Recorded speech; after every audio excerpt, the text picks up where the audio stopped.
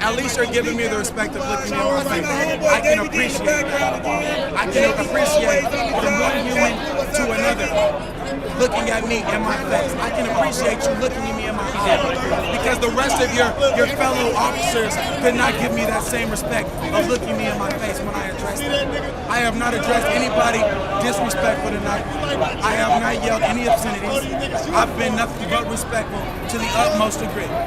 All I wanted to know, as a concerned citizen of the beautiful city of Oakland, can you provide me with a valid reason for what took place the other night to that young man for being shot in his back? Can you provide me with a valid reason for that, sir? DPD hanging out with you this afternoon. We are on the eve of the verdict.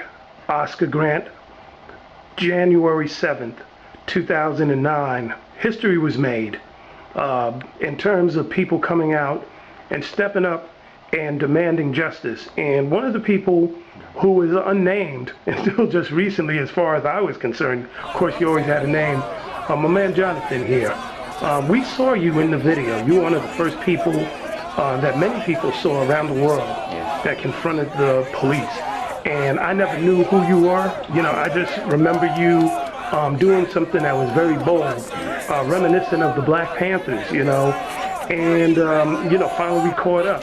First of all, your thoughts on how everything has turned out with this Oscar Grant trial and everything around it.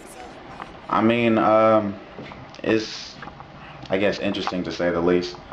You know, as far as what they're saying that they're willing to charge the officer mehserle with neglecting to give him a, you know, outright manslaughter charge. You know, and they're dropping it down, I believe, to saying that he could, the max he could get is like was a second-degree murder or something like that. And then, so you know, that's I mean, that's unfortunate. I mean, from everything that has taken place, you know, I've spoken with various police officers and, you know, other individuals as well. You know, just having dialogue and communication about it. And I mean, it's very, you know, it's very unfortunate what took place that night. Definitely shouldn't have taken place that night. I still feel very passionate about what took place that night, that was completely out of line and out of order. As far as I'm concerned, I think it's 100% guilty, and I don't think that it was anything involuntary, anything like that, just from some of the latest reports that have come out with various statements that have been heard and said by the various other, you know, resources and police officers who were on duty at the time with mehserle. So just with that coming to light, and the fact that, you know, they're trying to say that he was mistaking his taser gun for his real gun. I mean, the taser gun and the real gun, everybody knows, completely different weight, completely different everything. And as far as what I've been told by police officers, they're taught to unholster, unsafety, and then fire. So how does that turn into involuntary when you know that you're unholstering, you're taking off the safety, it's a completely different weight, and then you're still going to fire? That's a good question. You know, one of the things, you know, for people listening, you'll have to envision, for people watching, you'll see, what caught everybody, including myself, was standing behind the police line. We were forced to stand behind, and then we were moved back.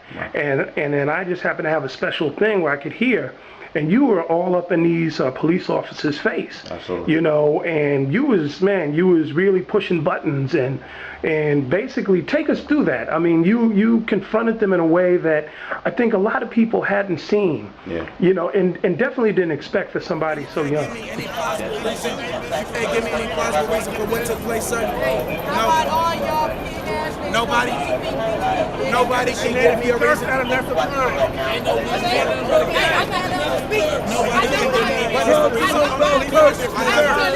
haven't raised my voice. I haven't raised my voice in any way. I haven't been disrespectful. I haven't yelled any obscenities.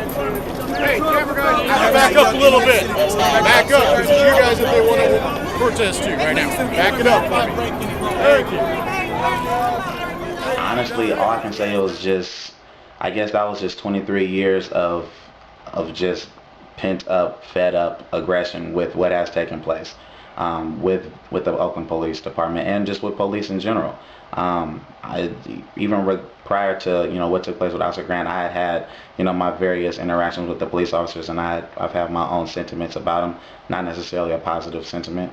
But yeah, so just being out there and just getting caught up in everything that was taking place, it was just I felt like I had to step up and say something. I didn't feel like anybody was really stepping up to the plate to really, as you say, you were just saying, to really press the issue and to try to get any kind of answer. I mean, obviously I knew that they weren't gonna give me the answer that I was looking for, but I still felt that it still needed to be said, and I still felt that it needed to be done. I didn't want to go about doing it in a disrespectful way or in a violent way, because that's not the proper way to address situations. That's not the proper way to take care of things. So I wanted to give the respect to the officers, because before anything, they're human beings just like myself. So I wanted to give that respect to the officers, to look them in the face and to address them by name, and to address them each individually, and to press the issue. And one of the officers, I forget her name, but as I was addressing her and I was asking her the questions of, if she was married, if she possibly had children, how would she feel if she was out on a job and if she came home to discover that her child had been a victim of murder, how would she feel about it? And as I continued to press questions and ask her and interact with her, I could see that she began to well up with tears in her eyes. And as I continued to talk to her, her commanding officer came by, and he took notice to what was taking place, and he abruptly put an end to it and reminded her of her job and of her duty. But my thing was, I wanted to get out there, and I felt that the police officer should have been outraged as well. I understand that they had a job to do. I understand that they were out there to protect and to maintain order. But from my perspective, like I said, before anything, before our job, before we wake up and do anything, we're human beings. And I felt that the police officers, regardless of whatever their job title may have been, that they should have been on the other side protesting with us as well. Because deep down, I honestly felt that they felt that what took place was wrong, and I honestly feel that they felt that what took place was completely unnecessary and uncalled for, and it was, like I said, it was just wrong. Did any of the other ones respond? There were a few officers. They didn't have the same kind of response as I previously mentioned. Their response was more of one of, I could tell that they were getting irritated, and that they were getting to that place where they were almost chomping at the bit, and they couldn't wait to get the signal in from their commanding officer to go ahead and move in. And as soon as they got that call to move in, they wasted no time immediately coming directly at me, since I was, You was the ringleader. Yeah, I ended up, being one of the key figures out there, the prominent faces. So they wasted no time moving in on me, and once they got that call, they dragged me on the concrete for like 10-15 feet, popped my right shoulder out of socket. They had their nightsticks in the back of my head. They had their knees in my back, and they took advantage of the opportunity. And so the response from them was I definitely got a few reactions that night out of a few of the officers. So you got arrested. You were one of the first to be arrested. I was the first one to get arrested, and I was the first person to get arrested, the first person that threw into the paddy wagon. And they, like I said, they didn't waste any time, and they took full advantage of their opportunity. First of all, did you get charged? Were the charges dropped, and were you able to follow up? Or do you think that the treatment you got was unfair? I guess you were roughed up. Definitely.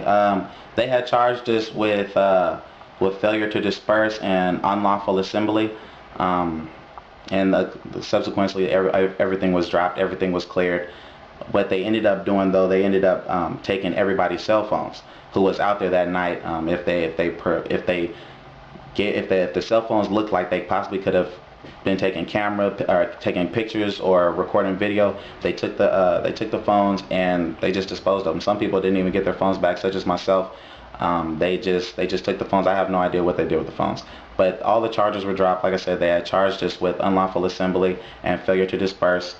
As far as the treatment, I definitely don't feel that the treatment that I deserved was just. I definitely don't. Like I said, I didn't do anything that was outlandish or disrespectful or anything that was in a negative light. I was very courteous. I was very respectful. And I actually even asked a few of the officers. I asked the officers, I addressed them by name and I said, if I'm doing anything illegal, please let me know. And I specifically asked them that because I wanted to make sure that I was doing everything by the book and that I was doing everything appropriately like it should have been done.